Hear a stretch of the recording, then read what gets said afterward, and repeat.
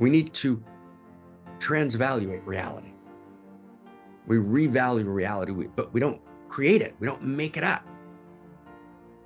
We actually disclose that value is not hard to find.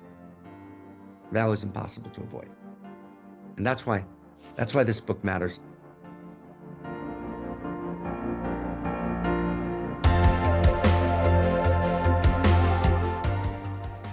Part two is we're going to ask a question. And the question is, everybody ready? The question is, why does value matter? And I'm going to try and go through, just a whole bunch of reasons, right? Why does this value thing matter? Why is it so crazy important, right? And I jotted a couple things on a piece of paper for 1 second before, and you'll help me out. But why does, and if someone asks you, like, what are you doing? We're doing this revolution of value, right? Right. And so why does value matter? Okay. Why does value matter? Why does it matter? Right? Why does it matter? Why is it so important? And I want to try and understand why is it that I'm saying, wow, it's crucially important, right? That we actually get, right? That we actually get, right? We actually get, right? That we get this book into the world. Why is it crucially important that we get this book into the world? Right? Why does, and therefore, right? Therefore, right? Why is it crucially important, right? That actually we get 100 of us to actually trumpet, right? Declare, share, right? In the world, that there actually is a way to talk about value, which is not the values argument. It's not pre-modern jihadi value of the kind that activates the Houthis and that activated Iran yesterday, right, to try and destroy Israel, essentially to shower, 200 missiles and another 100, other forms, in other words, drones, right? But basically, right, had Israel not had, the most, kind of incredibly committed, sacrificing, trained, right, men and women, Israel's entire air force was in the air, pretty much at the same time, shooting down drones and missiles, right? But the intention of the Iranians was for a bunch of them to get through. And that's this motivation of pre-modern value, right? So we're not talking about pre-modern value. We're not talking about the architects of the immersive environment of the web in which the entire world lives in a planetary stack who say there is no value. Value is not real. So we basically make up value, right? We're saying that doesn't work. So why doesn't that work? Why is pre-modern value a complete disaster? Why is the modern deconstruction, the postmodern deconstruction of value a disaster? And how do we reclaim value? That's what this whole book's about. And why does that matter? So I want to talk today just about one piece of it. Why does value matter insanely? Can we do like a huge Dharma in 6 minutes? Of course we can, right? Because she's good and she's with us and we're alive. So here we go. Ready? Okay, we're just going to go like straight into it. Okay, ready? Who's ready? Who's ready? Are we ready? Let's kind of see if we can go kind of, let's say something. And this is like, so what we're about to say is so shocking and so kind of crazy that it's hard to even make sense of. But here we go. Without first principles and first values, there's often no cogent argument against suicide.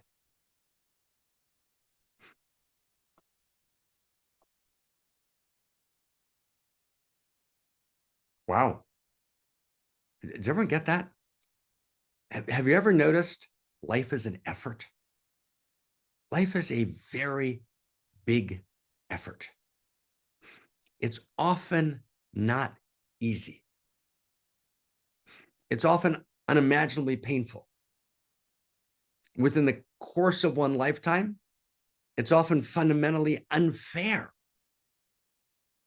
And indeed, an entire tradition called Gnosticism arose and said that this world was the place of play of the demiurgus, and that the highest form of devotion and worship is to commit suicide. Because otherwise, you're playing in the realm of that which is brutally unjust and brutally unfair. Now, stay with me. The suicide rate in the world is out of control. It's spiraling up. 1 million suicides last year, about around the world. But 1 million suicides means 10 million suicide attempts. But it also means a couple of 100 million people thinking about suicide. And I have to tell you, just to share, my heart goes out and my heart breaks for any human being that did commit suicide.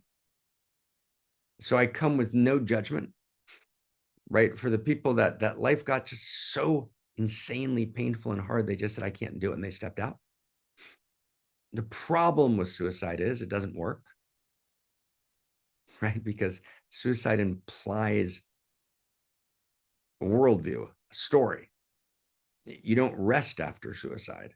You're reborn, right? The second you close your eyes, you're reborn into some other realm, right? There's a continuity of consciousness. And now you have to deal with the suicide. That's why suicide's a bad idea. It doesn't work. You don't go into oblivion. That's not the nature of reality. But I want to be just clear, if you know someone who's committed suicide and went through, unimaginable pain, and they felt that was their only choice, right? So I want to just really at first honor that and hold them. And now I want to set that aside and really understand that what's happening in the world today, and I read a series of articles in the last 2 weeks. I did some searching for this. And there were a number of people interviewed in Europe, and Holland was one of the places. The suicide rates in Holland have gone way up, but I'm talking about specifically consciously chosen assisted suicide. And one of the key senior figures who's been involved with this for some 25 years, right? He says that when I began, being involved in the euthanasia, right, the assisted suicide movement, you would turn to euthanasia, to assisted suicide, because you had a very, very painful situation, or because you were very, very old and you didn't want to die in very great pain, right? So there were very particular circumstances that moved you to consider this decision, which I understand. But actually, he said it's shifted based on much of his anecdotal experience, his actual direct life experience, and on the data, in which suicide itself, or assisted suicide, is becoming an option. I've got a bunch of options. I've got a bunch of legitimate life options, and one of them is to step out. Not because of any of the old unimaginable crisis reasons, not because one of the old unimaginable crisis reasons, but because it's an option.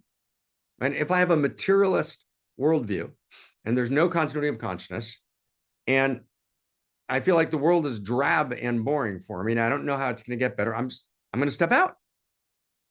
And that's just, why not? So I want to be clear. The second you deconstruct the field of value, that becomes a legitimate option. And we think you can deconstruct the field of value. When I say deconstruct the field of value, I mean a denial that value is real, not just as kind of Jonathan Haidt and his colleagues, right, talk about, or Sam Harris, or Derek Parfit, or Nick Bostrom, or Toby Order, that whole gang, right? Not just we talk about life and we use words like sacred, although we don't mean it. And we use words like value, but we don't mean anything like value backed by the universe, meaning there's no ought. Right? Value means there's an ought in the universe. There's something that ought be done, that it matters in an ultimate sense, that the world is not just made up of matter, the world is constituted by what matters, and that it matters ultimately. If I don't have that sense, that value is backed by the universe, then I can't evaluate my choices. that I don't know what is invaluable, what is immeasurable, what is non-commodifiable, and I make false evaluations. And I say, well, why stay? And I have this illusion that my life's mine, which is a strange illusion because I never decided where to be born or to whom to be born and with what qualities to be born. But I have this kind of delusion that I'm not a product of any kind of intention, that I'm purely by chance, evolution by chance, that I'm not actually a result of the first principles and first values operating with intention and uniquely producing me that never was, is, or will be. Because uniqueness itself is not even a value, because I've dismissed value. So not hanging around is completely legitimate. And if there's an easy off-ramp and life's an enormous effort, why stay?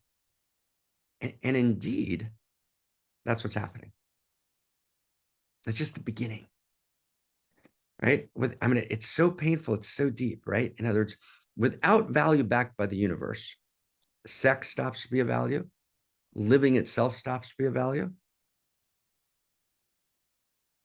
purpose stops to be a value, joy stops to be a value, irreducible uniqueness stops to be a value. These are all coincidences of cosmos.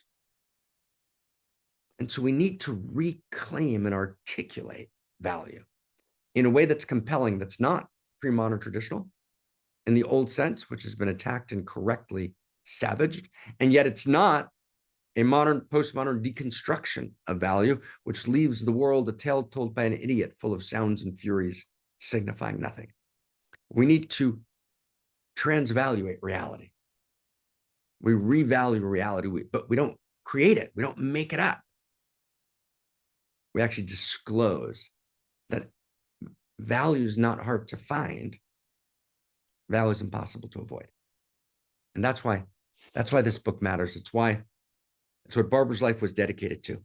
It's why I'm asking everyone to go and pick up First Principles and First Values, write a review, right? Be with us in this revolution of value. Like, wow. Thank you.